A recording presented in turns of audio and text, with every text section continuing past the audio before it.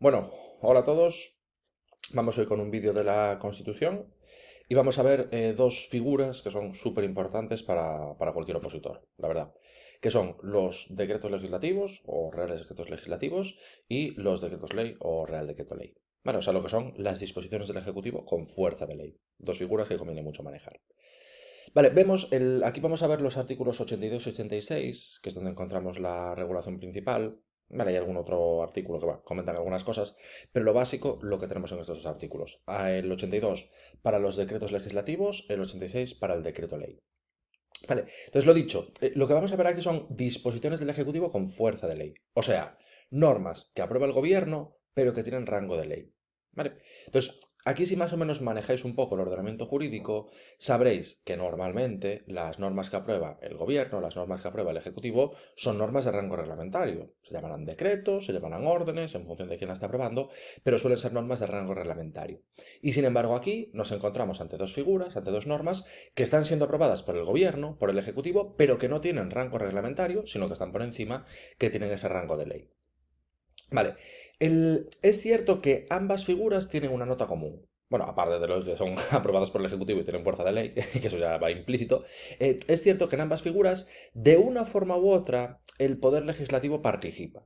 Vale, la diferencia es que cuando nos encontramos ante un decreto legislativo, primero el Poder Legislativo delega y luego el Poder Ejecutivo, o sea, el Gobierno, haciendo uso de esa delegación, aprueba el decreto legislativo.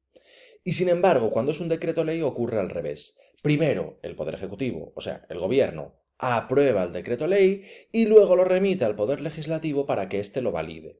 O sea que es cierto que en ambas, tanto en el decreto ley como en el decreto legislativo, de una forma u otra participa el Poder Legislativo.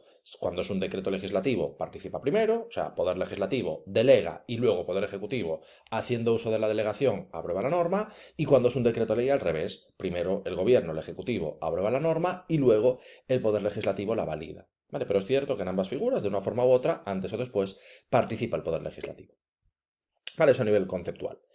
Y luego lo dicho, vamos a lo que son los artículos, que además es que aquí son conceptos súper preguntables, y aquí vemos la regulación de la Constitución, de lo que es el título tercero de la Constitución, pero estas figuras también pueden existir a nivel autonómico y tienen regulaciones muy similares, ¿vale? Por lo tanto, son aspectos que si los entendemos ahora nos valdrán también para las regulaciones autonómicas.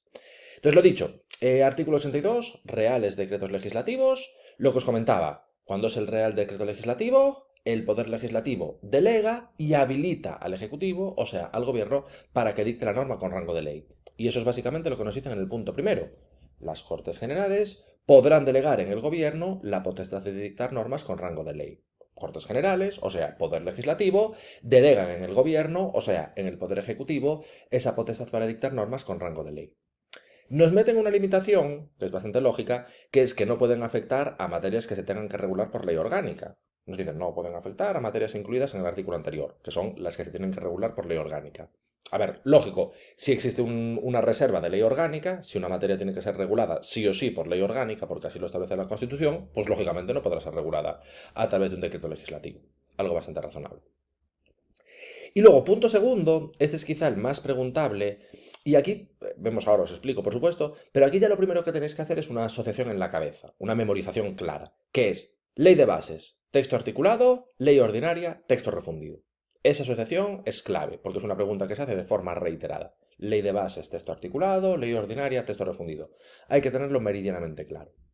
Lo que tenemos es que en ambos tipos de decretos legislativos, ¿vale? Los decretos legislativos que apruebe el gobierno pueden adoptar ambas formas. Pueden ser o bien un texto articulado, que es algo bastante infrecuente, o bien, lo que es más habitual, pueden ser un texto refundido. En función del tipo de norma que se pretenda que apruebe el Ejecutivo, que apruebe el Gobierno, las Cortes Generales harán la delegación de una forma u otra. Entonces, si las Cortes Generales lo que pretenden es que el Gobierno apruebe un texto articulado, lo que van a hacer es las propias Cortes Generales aprobarán una ley de bases y luego, en virtud del contenido de esa ley de bases, el Gobierno procederá a elaborar el texto articulado. Y sin embargo, si lo que pretenden las Cortes Generales es que el Gobierno apruebe un texto refundido, lo que van a hacer las Cortes Generales es aprobar una ley ordinaria y en virtud de esa ley ordinaria, el Gobierno, o sea, el Ejecutivo, procederá a elaborar el texto refundido.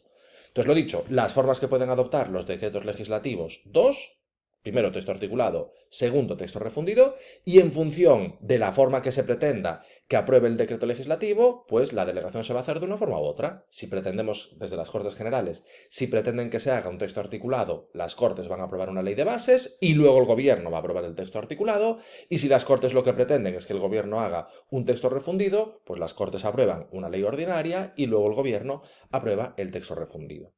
Vale, entonces lo dicho, ley de bases, texto articulado, ley ordinaria, texto refundido. Fijaros que en ambos casos la delegación por parte de las Cortes hacia el Gobierno se hace aprobando una ley. Si aprueban una ley de bases, luego el Gobierno elabora un texto articulado. Si aprueban una ley ordinaria, luego el Gobierno elabora un texto refundido. Pero en ambos tipos de delegación, el Poder Legislativo, o sea, las Cortes Generales, aprueban una ley, ya sea de bases o ordinaria. Y luego, en función de esa ley de bases o ley ordinaria, el Gobierno, o sea, el Ejecutivo, procede a aprobar el decreto legislativo, con una forma u otra, ya sea texto articulado, ya sea texto refundido. Vale, a nivel conceptual os digo, el texto articulado es más infrecuente. De hecho, el ejemplo, digamos, el más habitual, el más conocido de los textos articulados que ha habido en nuestro ordenamiento era la ley de tráfico, un texto articulado del año 90. Ahora ya está derogado, de hecho ahora está derogado por un texto refundido, que se aprobó hace unos años. Pero lo dicho, quizá la más conocida fue un texto articulado de la ley de tráfico, de hace ya bastantes años, que estuvo en vigor como, no sé, 25 o 30 años. Y luego, sin embargo, lo que es muy habitual son textos refundidos. ¿Vale? Textos refundidos sé que hay un montón.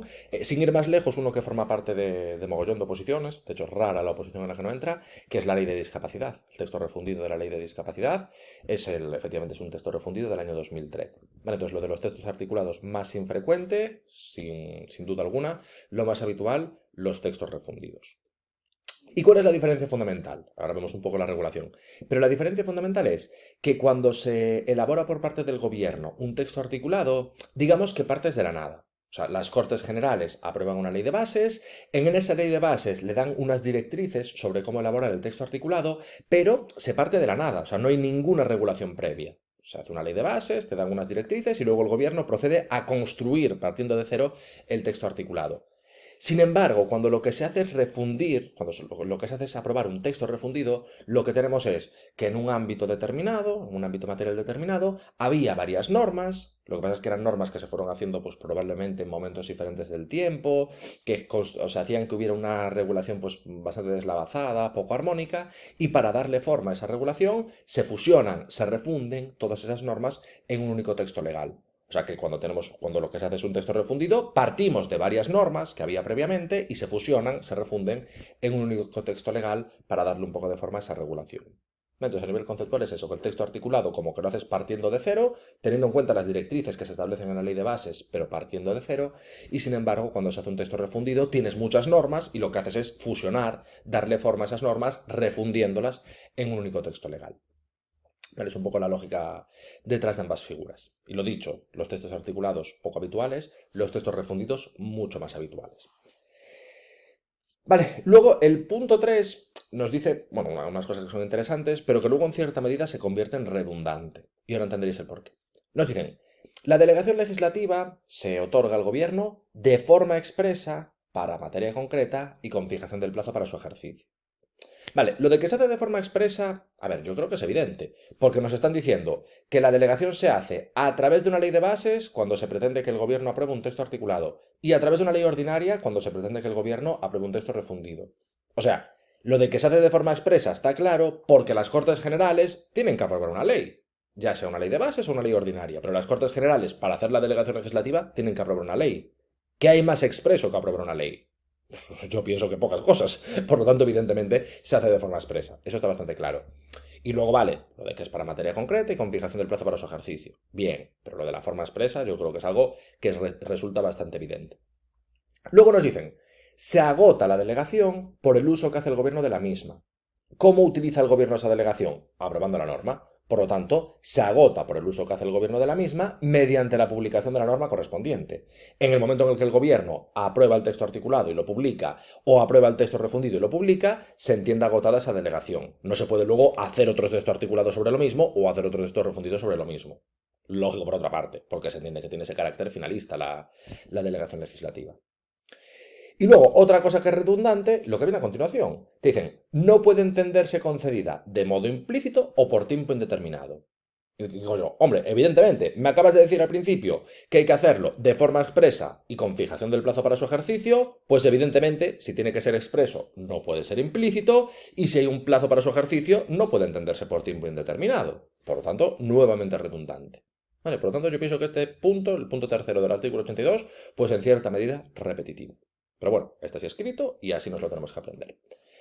Y luego nos dice que no cabe la subdelegación en autoridades diferentes que el gobierno. O sea, es algo claro, conciso y siempre así. Poder legislativo, o sea, Cortes Generales, autorizan al gobierno para aprobar la norma con rango de ley. No cabe la subdelegación, solo esa posibilidad de que las Cortes habiliten al gobierno para que apruebe la norma con rango de ley. De ahí no nos podemos salir. Bien. Y luego, puntos 4 y 5 nos dan unas pequeñas directrices sobre las dos posibilidades que tenemos. Claro, cuando es una ley de bases, o sea, cuando lo que se persigue es que el gobierno apruebe el texto articulado, elabora el texto articulado, lo que os decía, el gobierno parte de la nada. Lo único que tiene que tener en cuenta es las directrices que fijan las Cortes Generales a través de la ley de bases. Y es lo que nos dicen. La ley de bases va a delimitar con precisión el objeto y alcance de la delegación legislativa y los principios y criterios que han de seguirse para su ejercicio. O sea, la ley de bases da unas directrices y teniendo en cuenta esas directrices, el gobierno tiene que elaborar, tiene que construir un texto articulado. Y luego, punto quinto, sobre la otra posibilidad, sobre los textos refundidos, nos dicen, la ley ordinaria a través de la cual se autorice a refundir textos legales tiene que determinar el ámbito normativo, pues por ejemplo, la de discapacidad, pues habría que refundir las normas relativas a la discapacidad, y tenemos dos posibilidades, la primera más excepcional, la segunda más habitual. La primera posibilidad sería que se refieran a una mera refundición material, o sea, si se circunscribe, qué difícil de decir, si se circunscribe a la mera formulación de un texto único, o sea, simplemente fusionar los textos, algo excepcional y que no tendría mucho sentido, o lo que es más habitual, que incluya la posibilidad de regularizar, aclarar y armonizar los textos legales, que eso es lo más habitual. Claro, lo que os decía, son normas que suelen haber sido dictadas en momentos diferentes del tiempo, que construyen una regulación poco armónica, para fusionar esas normas y darle forma a la regulación, lo normal sea que haya que aclarar y armonizar los textos legales. Vale, pero bueno, habría las dos posibilidades. Y luego, punto sexto, que este nos dice que efectivamente, sin perjuicio de la competencia que tienen los propios tribunales, ¿vale? Que esto lo podríamos ver en futuros vídeos porque habría como dos posibilidades de supervisión, lo veremos en otros vídeos, pero pudiera ser que la propia ley de delegación, o sea, la ley de bases o la ley ordinaria, puede establecer otras fórmulas adicionales de control. ¿Vale? Y al final es lógico porque si las Cortes están habilitando al Ejecutivo para que ejerzan la potestad legislativa, al fin y al cabo, pues es bastante razonable que establezcan también las Cortes mecanismos de supervisión sobre cómo el gobierno va a ejercer esa potestad legislativa. ¿Vale? O sea que, aparte del control de los tribunales, puede ser que adicionalmente también se establezca en la propia ley de delegación otras formas de control.